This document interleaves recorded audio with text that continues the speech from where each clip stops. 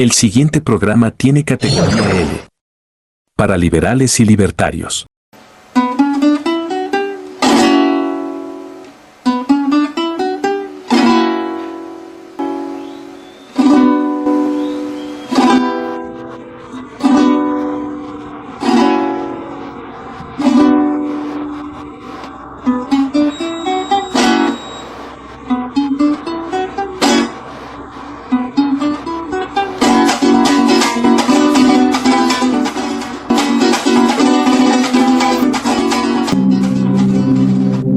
Dentro de las frases estelares de don Simón Bolívar, que son muchas, quiero referirme ahora a aquella que dice: los tres más grandes majaderos de la historia hemos sido Jesucristo, Don Quijote y yo. Y yo, a la distancia de vida y en el puesto que dentro del escalafón venezolano me pueda corresponder, he pretendido ser un majadero más, parecido a los incluidos en la frase, luchando por un ideal que no es otro que el de una Venezuela digna, próspera y fuerte.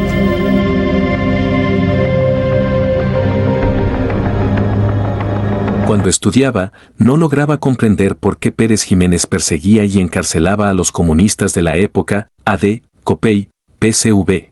Hoy día, con 30 años de graduado y viviendo lejos de mi país por culpa de la izquierda de mierda, comprendo que este señor conocía muy bien la plaga a la que combatía. Las circunstancias actuales de la vida nacional son favorables al desarrollo de iniciativas y a la aplicación de energías para el aprovechamiento de nuestra riqueza y para el progreso en todos los órdenes, pues lo ha guiado la suprema razón de velar activamente por el desarrollo y la prosperidad de la nación. Este propósito continuará siendo norma inquebrantable. Los centros urbanos y los campos ofrecen numerosas oportunidades. Se dejó de existir una nación debilitada frente a un Estado todopoderoso. Esta tesis cabal es la de un Estado responsable y poderoso dentro de una nación poderosa y próspera. Todos somos trabajadores al servicio del ideal nacional. El gobierno garantiza la paz, el orden y la estabilidad institucional como factores indispensables para que el trabajo pueda rendir los beneficios que requiere el fortalecimiento de la nación. Colocar a Venezuela en el sitio que por tradición histórica, posición geográfica, riquezas naturales debe ocupar en América. El gobierno simpatiza con la actitud gallarda de los trabajadores en defensa de sus fueros, cuando reclaman legítimos derechos sin lesionar el vigor de la nación. El gobierno no exige que los trabajadores le demuestren apoyo incondicional con ruidosas manifestaciones de masas. Desea así que aprovechen las ventajosas circunstancias que hoy existen para que mejoren intelectual, moral y físicamente. Trabajadores, ayer nuestros hombres de trabajo se convirtieron en un disciplinado conjunto de soldados que dio independencia a Venezuela y contribuyó a forjar la de otras patrias de América en cumplimiento del ideal de los libertadores. El pueblo de hoy tiene un nuevo ideal, para cuya realización es necesario que cada venezolano se ponga integralmente a su servicio como soldado del trabajo,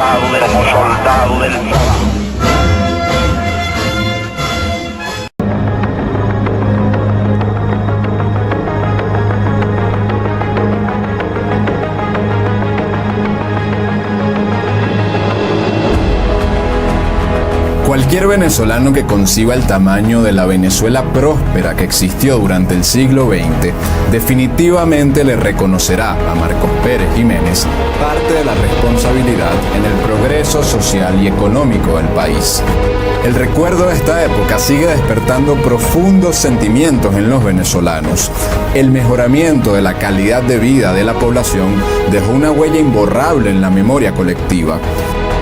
Y es que la mística alrededor de su nombre todavía genera 6 décadas después calurosos debates, como si se tratase de un evento reciente.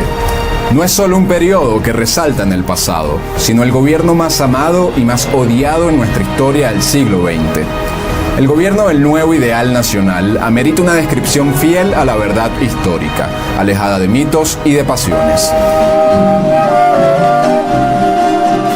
Antes de adentrarnos de lleno en su gobierno, es imprescindible describir quién fue este presidente.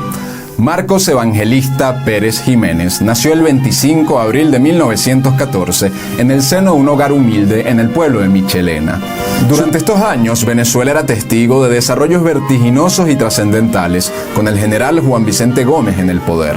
Sin embargo, la familia del joven de Michelena vivía bajo las más austeras condiciones. En ocasiones el pequeño Marcos tenía que asistir al colegio con tan solo una taza de guarapo por desayuno y acostarse con un pedazo de panela en el estómago. No obstante, estas penalidades no evitaron que el joven Marcos Pérez Jiménez destacara notablemente en el colegio sobre los demás estudiantes. Estas carencias más bien ayudarían a forjar en él un carácter austero y laborioso durante toda su vida. Marcos Pérez Jiménez emprende un viaje que marcaría su vida y la del país, trasladándose a la ciudad de Maracay en 1931 para ingresar a la Escuela de Aspirantes Oficiales del Ejército.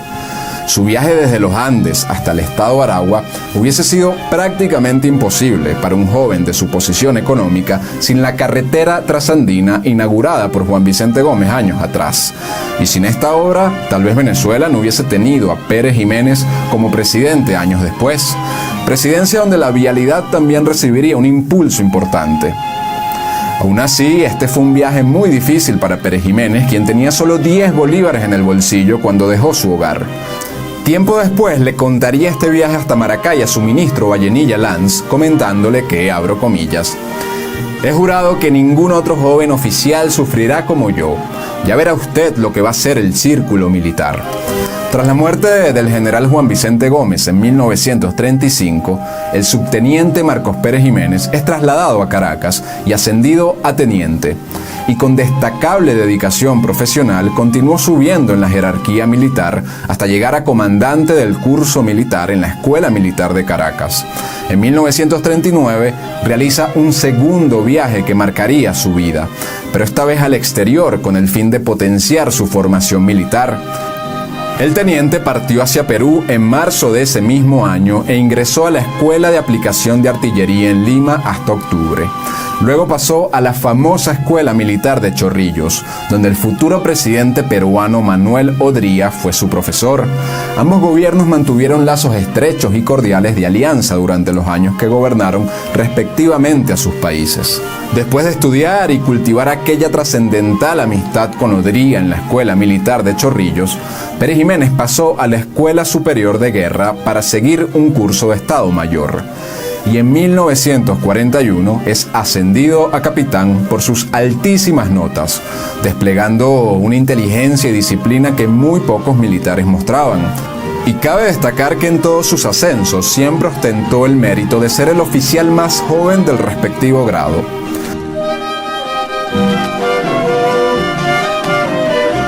Pérez Jiménez regresa a Venezuela en 1943 con 29 años de edad, con un nivel superior de cultura y de formación adquirido por su insaciable sed de superación profesional que siempre caracterizó a su carrera. Procedente de sus estudios en Perú, que le permitieron observar un desarrollo superior de la institución castrense y adquirir su visión modernizadora, el joven Pérez Jiménez se incorporó al Batallón de Artillería Ayacucho. Y es aquí cuando recibe su primera sanción de toda su carrera. Pagó un mes de arresto disciplinario porque discutió acaloradamente con su superior sobre la necesidad de una reforma en el sistema de educación de la instrucción militar que se impartía a los reclutas en aquel entonces. El capitán Pérez Jiménez se negó a dar explicaciones de lo sucedido y todos quedaron sorprendidos por la actitud del oficial tachirense, que siempre se había mostrado con total rectitud en su carrera. Lo cierto es que estaba emergiendo un descontento considerable entre los mandos bajos y los mandos medios del ejército, y Pérez Jiménez consideraba que aquella situación de las Fuerzas Armadas no podía continuar. Y no se debe perder de vista que las Fuerzas Armadas eran una institución íntimamente ligada al desenvolvimiento del país. Las mismas fueron el pilar de la estabilidad institucional que por más de 35 años gozaba Venezuela. De esta forma, poco tiempo antes de terminar el periodo constitucional de Medina Angarita, diversos militares iniciaron una conspiración que cambiaría la suerte de la nación y de las Fuerzas Armadas.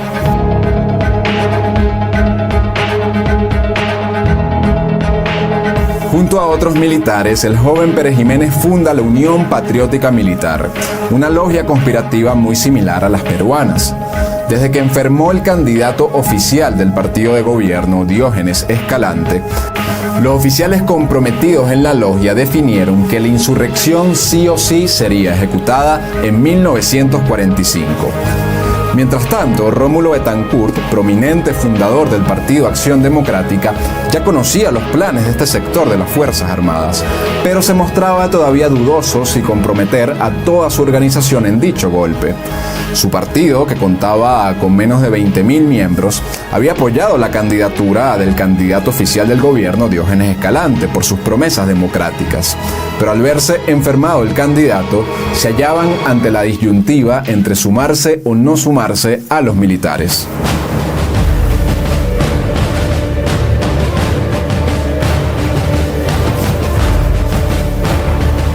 De esta manera, el golpe de Estado contra Medina Angarita fue ejecutado finalmente por las Fuerzas Armadas el 18 de octubre de 1945, lo que cayó como sorpresa para toda Acción Democrática, menos para Betancourt, Raúl Leoni, Gonzalo Barrios y Luis Beltrán Prieto Figueroa, quienes fueron los únicos adecos implicados en el plan.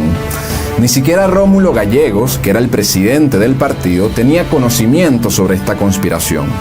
Una vez logrado el objetivo, con el nuevo control de las Fuerzas Armadas y del país en sus manos, los oficiales decidieron cederle el poder político al partido Acción Democrática.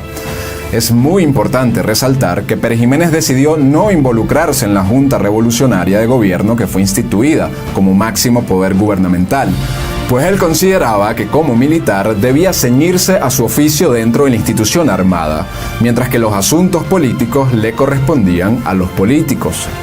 Como última consideración sobre este golpe de Estado trascendental en la historia de Venezuela, debemos recalcar que el viaje de estudios de Pérez Jiménez a Perú influyó enormemente en su decisión, pues estas escuelas militares en Lima lo contagiaron del deseo por mejorar y desarrollar las atrasadas Fuerzas Armadas del país. Sin ese viaje no se explica un Pérez Jiménez que arriesga su carrera e incluso su vida para mejorar su institución y próximamente a Venezuela. Luego, el trienio ADECO, periodo de gobierno civil en que gobernó primero Rómulo Betancourt y luego Rómulo Gallegos, electo por el voto directo y universal, se caracterizó por el incremento exponencial de la burocracia estatal, por el sectarismo partidista ejercido desde el poder, por un clima de constante conflicto político entre la población, por enfrentamientos con la Iglesia Católica, censura a la prensa, atropellos contra antiguos funcionarios inocentes mediante tribunales carentes de principios jurídicos, por numerosos ataques contra la oposición mediante milicias armadas creadas por el partido de gobierno y por el retorno de los presos políticos y las torturas. Con este clima tan grave, nuevamente se presentaba frente a los oficiales del ejército la importante diatriba sobre si debían intervenir nuevamente en el devenir político nacional. De esta forma, frente a la incapacidad del gobierno civil y democrático para mantener la estabilidad y atender los complejos problemas que vivía el país, el 24 de noviembre de 1948, las Fuerzas Armadas Nacionales destituyen a Rómulo Gallegos y asumen el control político de Venezuela, instituyendo una junta militar de gobierno presidida por Carlos Delgado Chalbot, bajo la promesa de regresar la paz social al país. Las Fuerzas Armadas Nacionales, ante la incapacidad del gobierno nacional para resolver la crisis existente en el país, en vista de la intromisión de grupos políticos extremistas en la vida nacional, puesta de presente en la mañana de hoy por la decisión de una huelga general de consecuencias incalculables que ante la incitación a las masas para cometer actos vandálicos y alterar el orden público han asumido plenamente el control de la situación para velar así por la seguridad de toda la nación y lograr el definitivo establecimiento de la paz social en Venezuela. Esta junta militar fue conformada también por Marcos Pérez Jiménez como ministro de Defensa y Luis Felipe Llovera Páez. Casi todos los actores que se oponían al trienio Adeco apoyaron la nueva junta militar y prácticamente no hubo resistencia contra el golpe de Estado. Por las calles del país abundaban carnets y escarapelas de Acción Democrática que habían sido votadas por sus militantes. 48 horas después del golpe, toda la vida nacional había vuelto a la normalidad. Había llegado a su fin el primer gobierno Adeco y a nadie parecía molestarle, a excepción de los mismos adecos, quienes inmediatamente no dudaron en empezar a conspirar por todas las vías posibles, incluyendo la vía armada. Pero el nuevo gobierno, considerando el material bélico que consiguieron en los locales de Acción Democrática y considerando su reciente pasado insurreccional, resolvió por disolver dicho partido, con lo que iniciaría un largo trayecto de actividades clandestinas.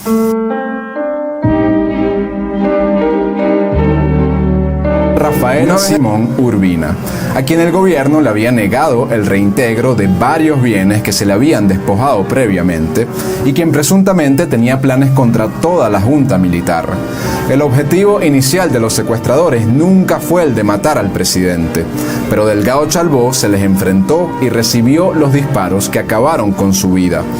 Otra razón por la que no puede acusarse a Pérez Jiménez de haber estado involucrado es que él ya tenía enorme poder dentro de las Fuerzas Armadas que él mismo empezaba a modernizar y numerosas veces rechazó la oportunidad de tener protagonismo político, pues él estaba mucho más cómodo siendo el militar activo con mayor autoridad entre sus compañeros, mientras Delgado Chalbaud se ocupaba eficientemente de los asuntos políticos que eran más propios de su personalidad.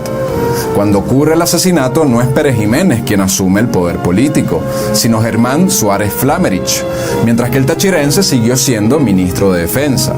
Como diría Pérez Jiménez en una entrevista varias décadas después, al desaparecer Delgado Chalbaud se vio perjudicada toda la nación y la institución armada.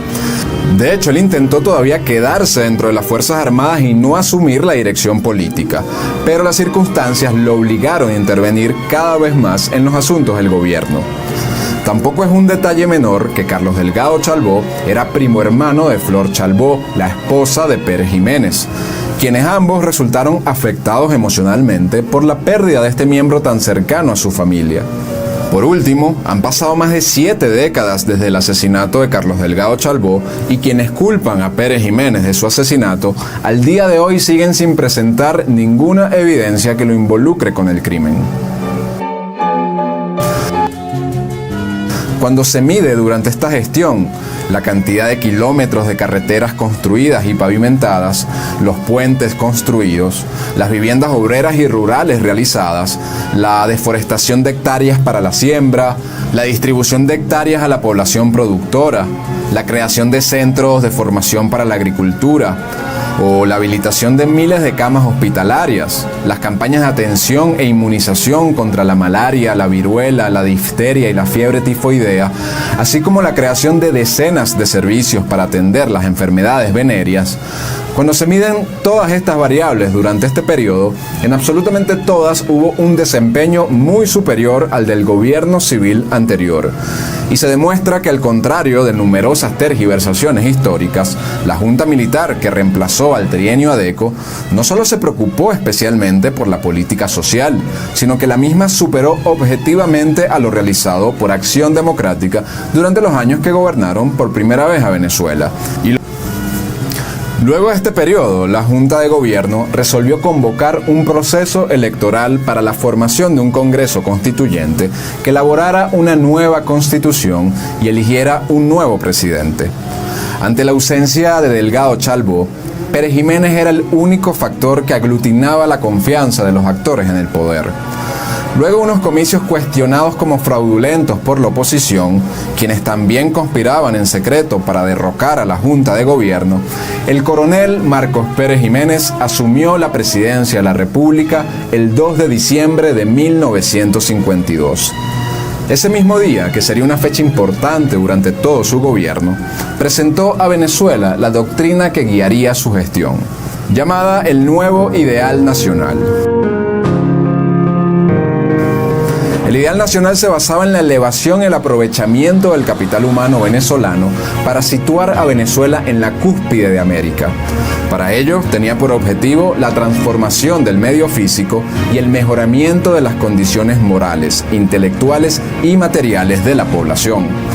Para cumplir el objetivo, el Estado debía asegurar el orden social y un ambiente favorable para que el sector público y el sector privado, que jugó un importante papel en su gobierno, sirvan a la nación, haciéndola cada vez más digna, próspera y fuerte.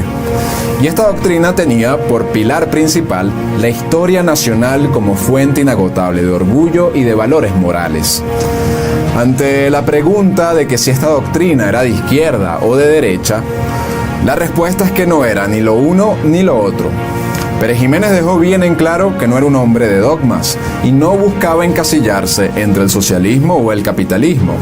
De manera que su gobierno no puede ser comparado, como se acostumbra, con otras dictaduras militares latinoamericanas, como la dictadura de Pinochet. Simplemente fue un hombre pragmático que consideraba que lo productivo para el país era tomar de los dogmas solo aquellas cosas aplicables en la realidad que resultasen positivas para la colectividad venezolana. Mucho se ha hablado y debatido sobre el resultado tangible del nuevo ideal nacional, pero se ha analizado poco el trasfondo de esta doctrina y su posición en nuestra historia. La interpretación que se merece es que el proyecto político de Marcos Pérez Jiménez reafirmaba que Venezuela contaba con el capital humano necesario para situar al país en el puesto de honor que le corresponde, cumpliendo así con su destino histórico como nación líder de América. Y un gobierno nacionalista que se proponga este objetivo y que de hecho haya avanzado concretamente en el mismo, sin la necesidad de sostenerse en un partido político, ni mucho menos de incurrir en la demagogia, es algo que no se ha visto más nunca desde aquel entonces. Vinculado con todo esto, un aspecto notorio de Pérez Jiménez durante su presidencia y que contrasta con la mayoría de los políticos venezolanos era su carácter introvertido y sumamente exigente tanto consigo mismo como con su equipo. Casi siempre renegaba de la prensa y de las cámaras y solo declaraba cuando era absolutamente necesario, al igual que rechazaba que cualquiera se denominara perejimenista, pues consideraba que las ideas debían estar por encima de las personalidades.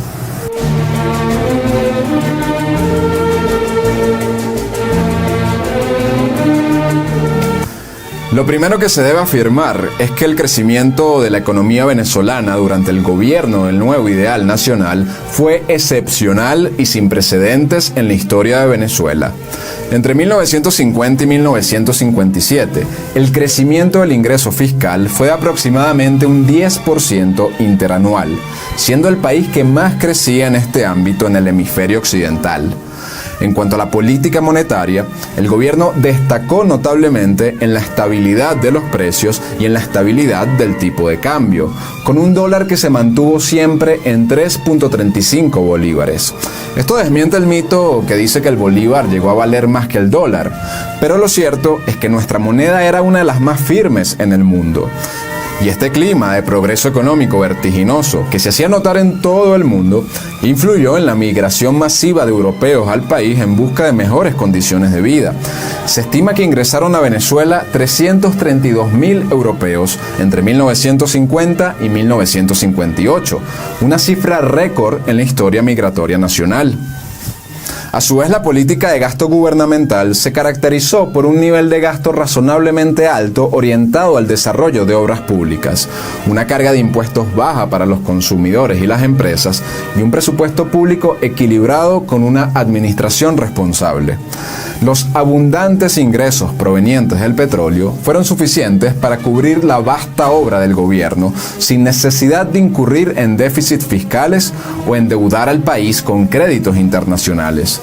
es capital tener en cuenta que al término del mandato de Pérez Jiménez, Venezuela no le debía nada a nadie en el exterior y el sector público contaba con un superávit superior a los 1.800 millones de bolívares.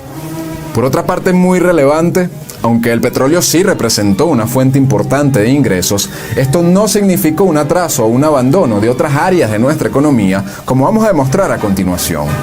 Por ejemplo, entre 1950 y 1957, el Producto Interno Bruto no petrolero creció un 9.1% interanual, superando por mucho a los resultados obtenidos en el mismo indicador por todos los gobiernos siguientes a su periodo y muchos otros gobiernos de otros países.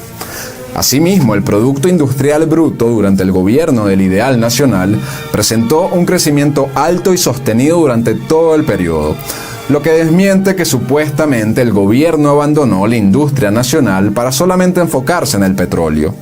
Y no se puede perder de vista la importancia de la industria nacional para la estabilidad laboral y la autonomía económica de cualquier país. Lo primero que hay que decir es que la estabilidad, la seguridad, el respeto a las leyes, la comida en los hogares, la confianza en la comunidad, son todas condiciones previas sin las cuales no hay democracia o libertad posible. Un hombre con un trabajo estable, con un hogar y una familia, en un entorno virtuoso y pacífico, con certeza de que no le van a robar sus bienes, es un hombre mucho más libre que un hombre que no tiene nada de lo anterior, pero que puede introducir una papeleta electoral cada 5 años. La libertad y la democracia profunda se sustentan en gobiernos que se adecúen a los intereses de la población, no en los cambios de presidente o en el privilegio de unos pocos para decir cualquier cosa en la prensa. Por otro lado, la democracia universal que se reclama como inexistente en este periodo de gobierno era un sistema prácticamente nunca ensayado en la historia republicana de Venezuela, además de ser un sistema concebido por países con una naturaleza social muy distinta a la venezolana.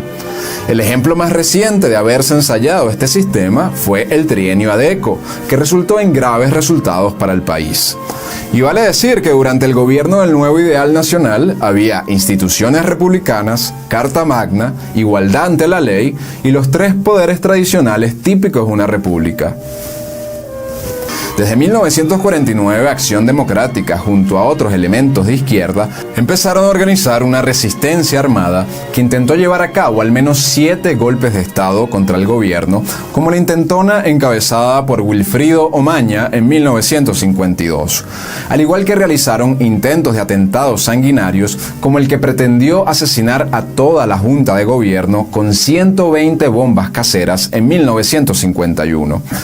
Incluso Rómulo Betancourt, cuyas directrices desde el exilio eran objeto de burla por quienes arriesgaban su vida en Venezuela, planificó desde Costa Rica la Operación Berta, un proyecto de invasión financiado por quien estaba a meses de convertirse en el nuevo presidente costarricense. Para ello, compraron una embarcación en Honduras equipada con ametralladoras y municiones para 500 hombres que debía encontrarse en alta mar con otra embarcación que arribaría en el estado Sucre con el fin de tomar diferentes guarniciones. Sin embargo, esta acción se fue posponiendo hasta que la barca se accidentó y las mismas armas que serían usadas por Acción Democrática terminaron siendo entregadas a una conspiración cubana liderada por un señor llamado Fidel Castro contra Fulgencio Batista. Y pese a los continuos intentos de derrocar al gobierno, Pérez Jiménez clausuró el penal de Guasina en 1952, liberó a cientos de presos de carácter político durante todo su mandato y autorizó una visa para el regreso de todos los exiliados en 1956, incluyendo a Rómulo Betancourt y a Rómulo Gallegos. Sobre las acusaciones de ser antidemocrático, Pérez Jiménez expresaba al Congreso en 1957: democracia es realidad en el bien, fortaleza en el respeto, acción en la virtud. Es, en una palabra, hacer que la felicidad sea causa común de los pueblos, como en Venezuela, donde estamos nivelando por lo alto y corrigiendo imperfecciones para dar lo mejor a los habitantes del país.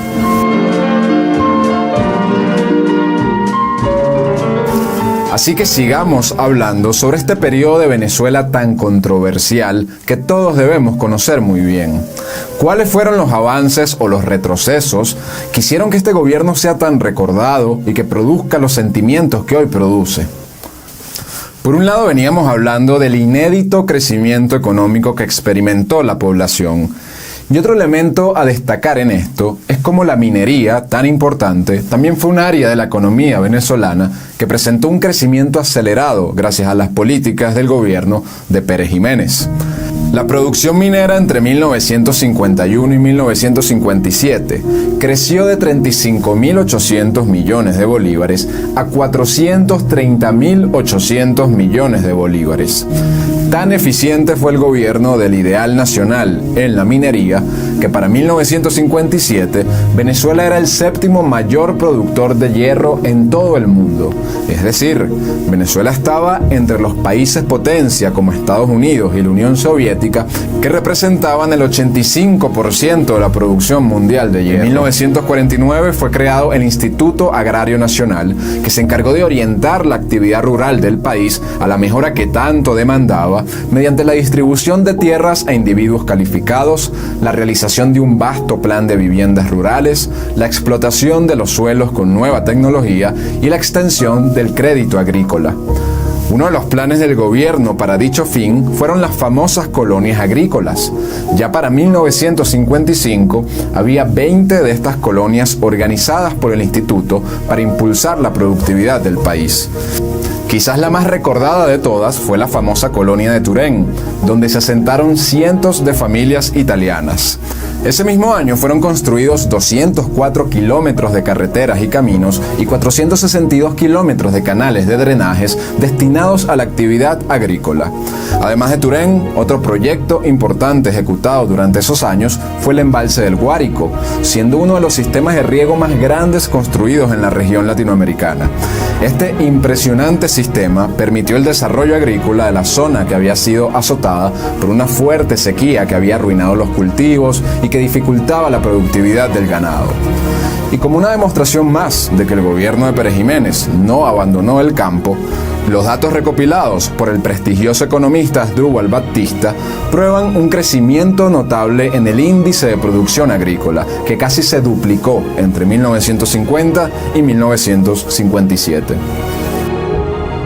Mediante una política encaminada exclusivamente al logro del bien nacional, en los últimos 4 años se ha operado en Venezuela un fenómeno de extraordinaria importancia, como es el hecho de que económicamente dejó de existir una nación debilitada frente a un Estado todopoderoso, porque éste se dedicó a robustecer la nación, a hacer desaparecer tan perjudicial desequilibrio y a lograr que el Estado y la nación orientaran coordinadamente sus esfuerzos. Por otra parte, el gobierno no exige que los trabajadores le demuestren apoyo incondicional con ruidosas manifestaciones de masas. Desea así que aprovechen las ventajosas circunstancias que hoy existen para que mejoren intelectual, moral y físicamente, y que en la diaria faena piensen que del resultado positivo de sus labores depende el promisor futuro de la patria.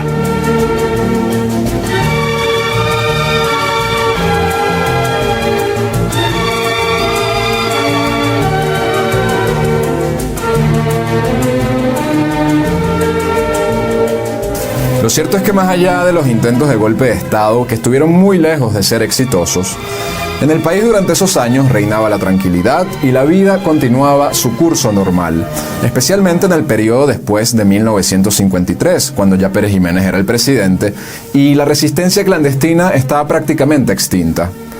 Un aspecto cuya magnitud se suele subestimar durante este periodo es el de la vialidad y su importancia para las condiciones de vida de la población.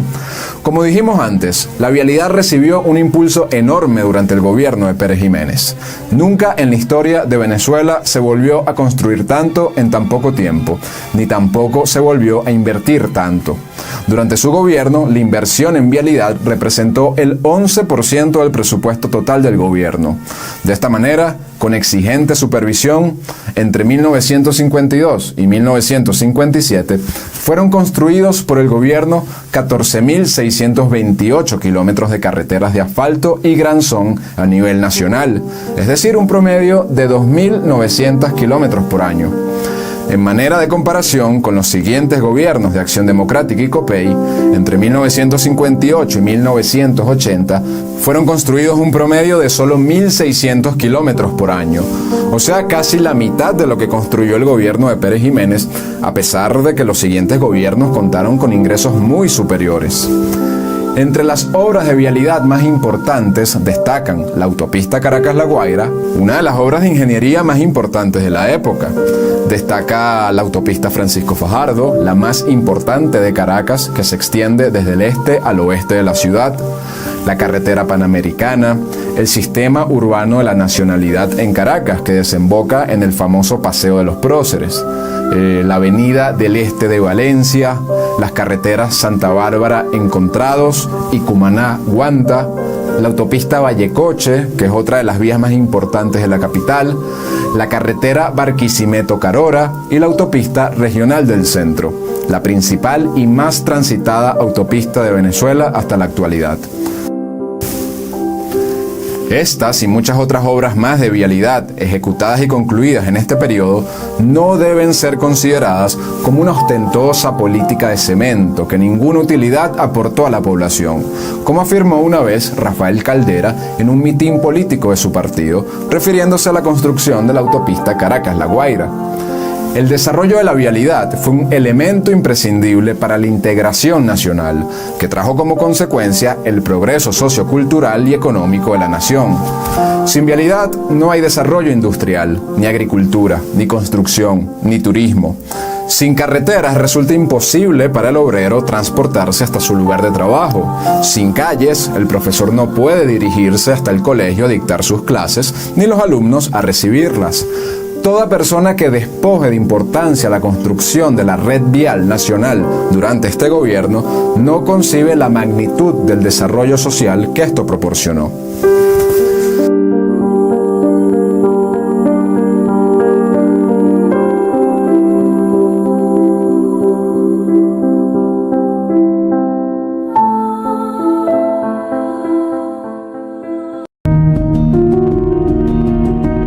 Un aspecto inédito en materia geopolítica del gobierno nacionalista fue el plan para la recuperación de los territorios usurpados.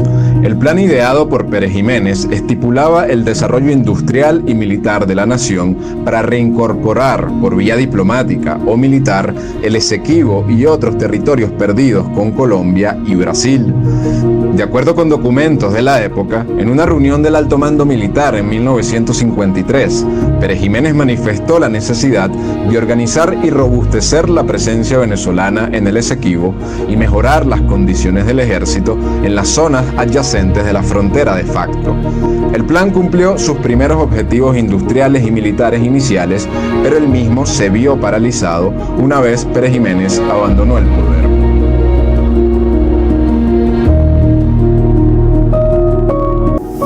Una de las políticas que contribuyó a esto y que al día de hoy resuena bastante fue el llamado Plan Extraordinario Cerro Piloto.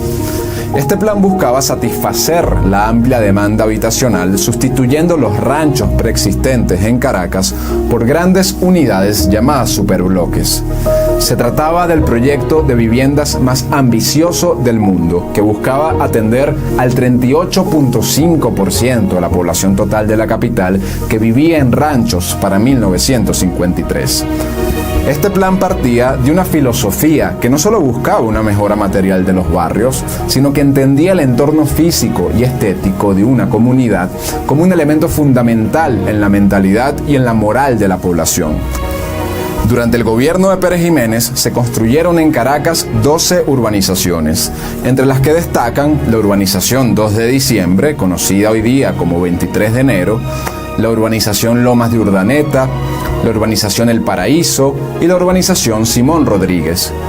Aunque una política como esta toma mucho tiempo y no se logró erradicar al 100% los ranchos de la capital, sí se redujeron significativamente, quedando solamente algunos muy confinados. y miles de familias cambiaron los barrios por viviendas bien dotadas. Por desgracia, los logros alcanzados en Caracas durante su administración duraron poco, porque el siguiente gobierno, tras su caída, eliminó las restricciones a los asentamientos de tierra que permitían la formación de los barrios. Y también se convirtió en política gubernamental la facilitación a la población de materiales para la construcción de ranchos.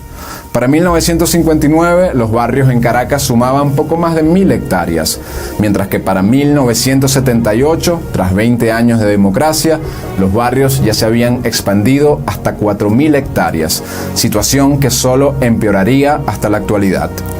Este crecimiento exponencial de los ranchos en tan poco tiempo desmontó el ambicioso proyecto urbanístico del nuevo ideal nacional, que tuvo resultados positivos mientras duró, como demuestra la evidencia fotográfica.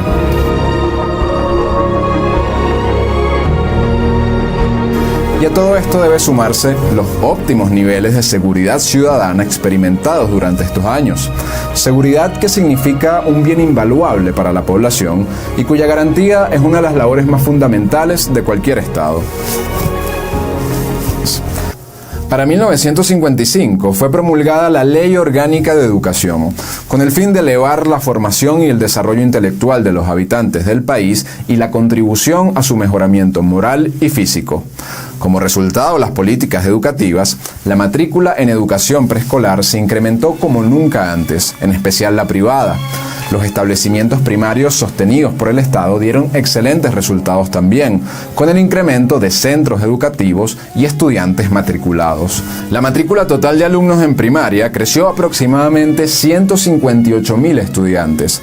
En educación secundaria creció 25.200 estudiantes y en educación universitaria creció 3.430 estudiantes entre 1953 y 1957. Aunque la educación universitaria fue la que menos aumentó por dedicarse prioritariamente a las fuertes carencias que había en la primaria y la secundaria, hay ciertos hitos dignos de mención, como la inauguración de la deslumbrante ciudad universitaria de Caracas en 1954, un complejo educativo que dejaba boquiabiertos a personas de todo el mundo. También el enriquecimiento de material bibliográfico a la Universidad Central de Venezuela, la construcción del edificio central de la Universidad de los Andes y el inicio de la educación superior privada con la fundación de la Universidad Católica Andrés Bello y la Universidad Santa María. Contrario a la política educativa de Acción Democrática, con su famoso decreto 321, que planteaba un fuerte control estatal de la educación pública y privada, el gobierno de Pérez Jiménez estimuló e incentivó la educación privada y religiosa, que resultó tan afectada durante el trienio ADECO.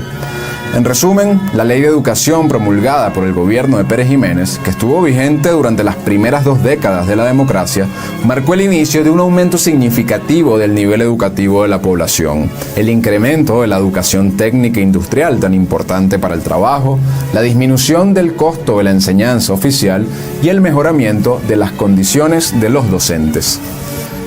De igual forma, es muy importante mencionar que para el segundo gobierno del general, el ministro de Educación, el insigne científico Humberto Fernández Morán, anunció que desarrollaría un gran plan educacional que tendría como objetivos garantizar la enseñanza primaria a todos los habitantes del país, la formación de numerosos equipos de técnicos y científicos especializados para satisfacer las necesidades de la industria petroquímica y la siderúrgica y la intensificación de los estudios científicos en todos sus órdenes a través del programa de instalaciones atómicas que dotaría a Venezuela de reactores atómicos y de tecnología nuclear. En esta materia, el gobierno nacionalista ya había realizado pasos importantes para situar a Venezuela en la vanguardia mundial de la investigación científica con la fundación del Instituto Venezolano de Neurología e Investigaciones Cerebrales, mejor conocido como IFNIC, presidido también por Humberto Fernández Morán. Este instituto contó con 15 unidades y 23 edificios para investigación básica aplicada en diferentes campos como en la neurofisiología y en la física nuclear. Laboratorios tan avanzados en aquel entonces solo existían en países como Estados Unidos, Gran Bretaña o Suiza. De no haber caído en el abandono estos proyectos tras la caída de Pérez Jiménez, Venezuela iba encaminada a situarse en la vanguardia mundial de la investigación científica. Pero Humberto Fernández Morán fue desterrado por la democracia desde 1958 hasta su muerte, y todas sus investigaciones fueron vetadas del país. Así pagó servir a su patria bajo un gobierno nacionalista, uno de los mayores científicos que ha tenido Venezuela.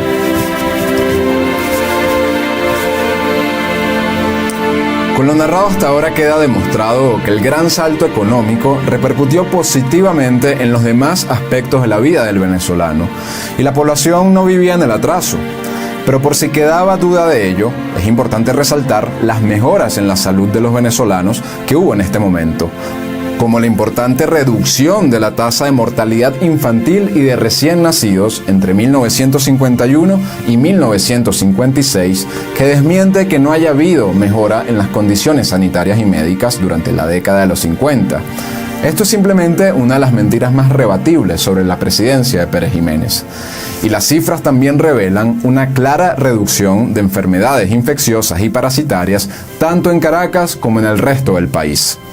Esto sumado al ya mencionado incremento de los centros hospitalarios, que contrasta con cualquier periodo anterior. El gran salto no fue solo económico, sino también social. Los principios de realización del bien nacional se han aplicado en todos los órdenes de la vida venezolana, sin distinguir entre clases sociales, regiones geográficas o condiciones políticas de los ciudadanos. Porque la política del bien nacional no consiste en el halago ni en la deformación de los sentimientos populares, sino en su elevación y en el noble aprovechamiento de los hombres y del medio venezolano.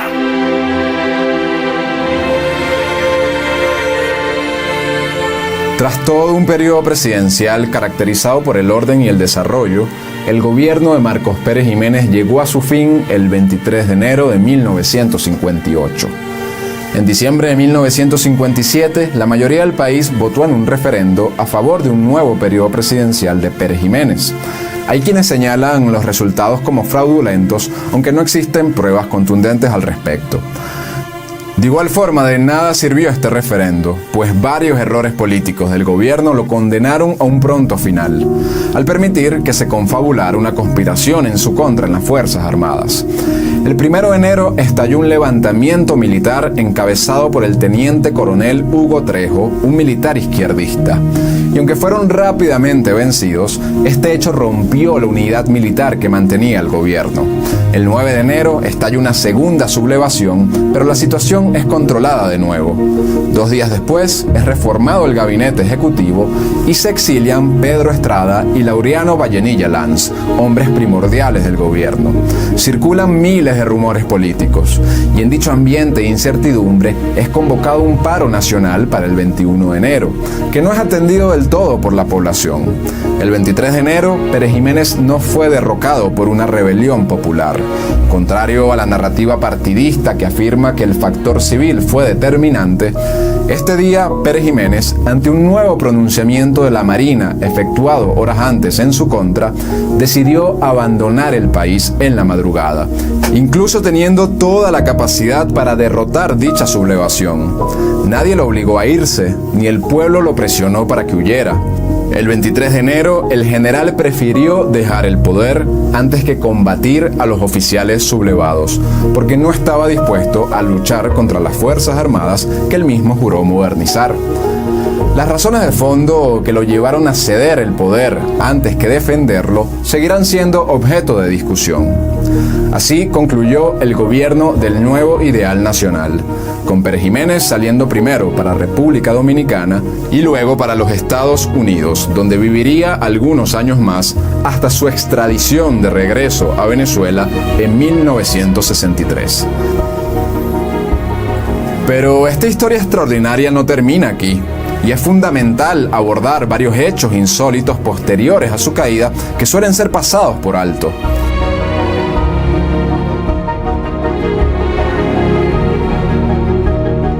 Algo que vale la pena comentar es que uno de los factores que influyó en la caída del gobierno de Pérez Jiménez fue el deterioro de las relaciones diplomáticas con Estados Unidos. En 1956 se estableció en Panamá un congreso en el que se reunieron los presidentes americanos. El gobierno venezolano, siguiendo una política exterior nacionalista, propuso la creación de un Fondo Económico Internacional para la solución de problemas que afectaban a la población de todo el continente. El objetivo de Venezuela era contribuir a la redención económica de los países vecinos. Y para ello todos tenían que colaborar.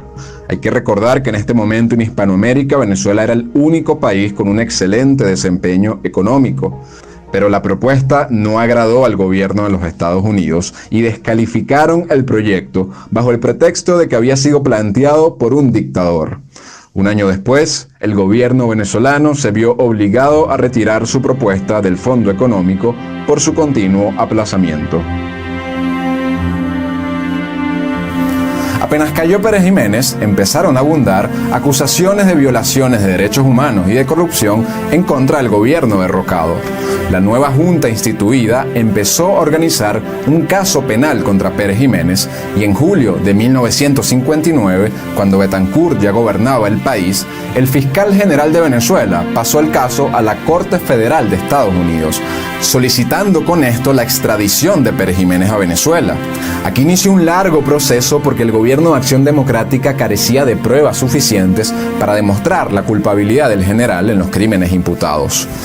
Primero se acusó a Pérez Jiménez de malversación y de múltiples asesinatos políticos, como el de Leonardo Ruiz Pineda. Pero el gobierno venezolano ni siquiera especificó fechas o autores materiales, ni describió la forma en cómo presuntamente Pérez Jiménez cometió actos de corrupción. Aunque hasta el día de hoy se acuse al gobierno de Pérez Jiménez de múltiples asesinatos, el juez estadounidense encargado en su momento del caso desestimó en 1961 la demanda por crímenes políticos por falta de evidencias. Sin embargo, el mismo juez consideró que existían pruebas suficientes para una acusación a primera vista para delitos de corrupción, lo que jurídicamente se conoce como una a prima facie.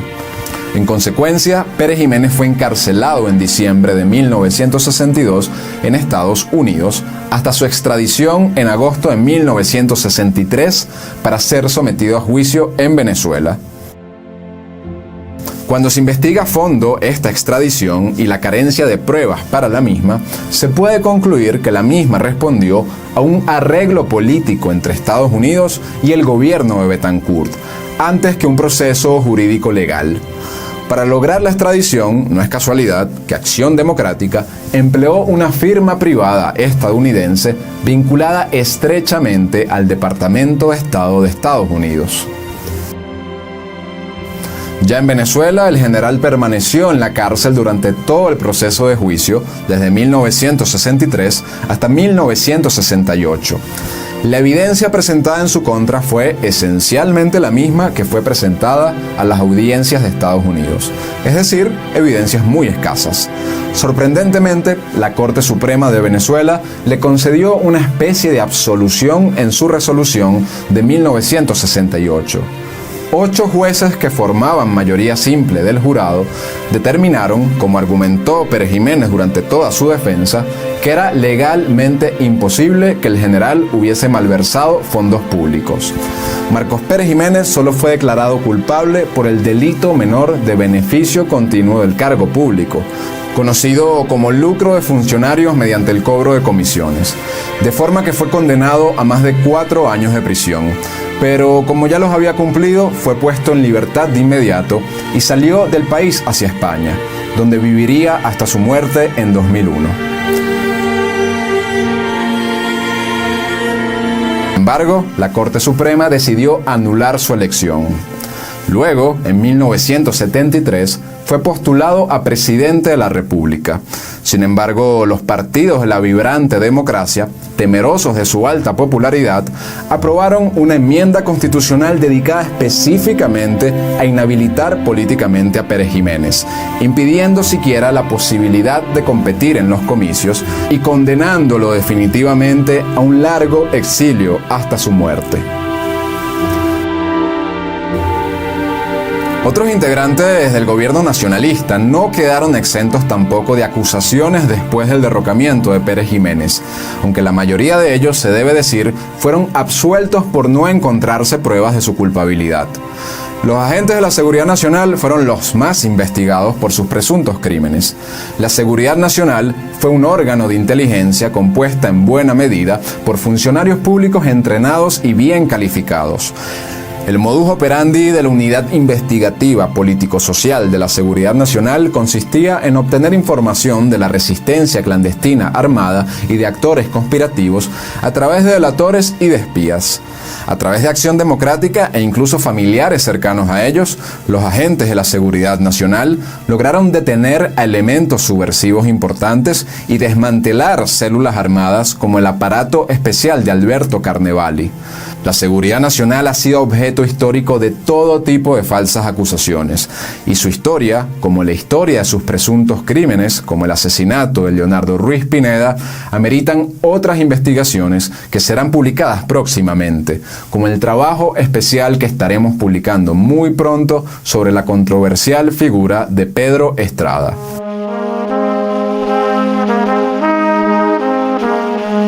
Y es importante aclarar que el gran avance que experimentó Venezuela durante estos años no solo se trató de indicadores económicos por factores externos o de un conjunto de obras públicas inconexas, sino de un progreso enrumbado hacia el objetivo de construir una patria más digna, próspera y fuerte, a través de una guía moral que asegurase a Venezuela el cumplimiento de su destino histórico.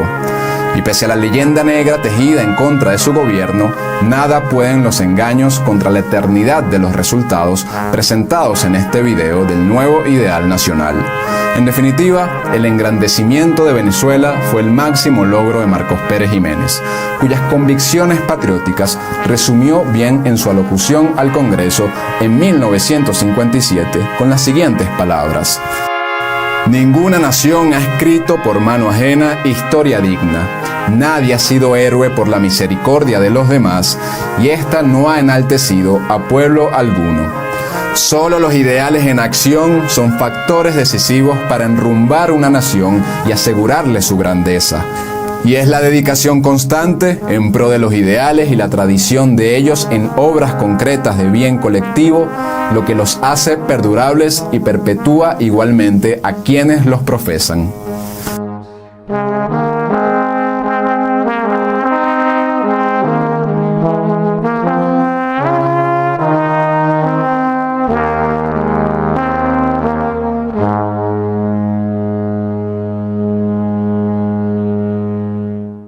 Comparte si crees en la libertad económica.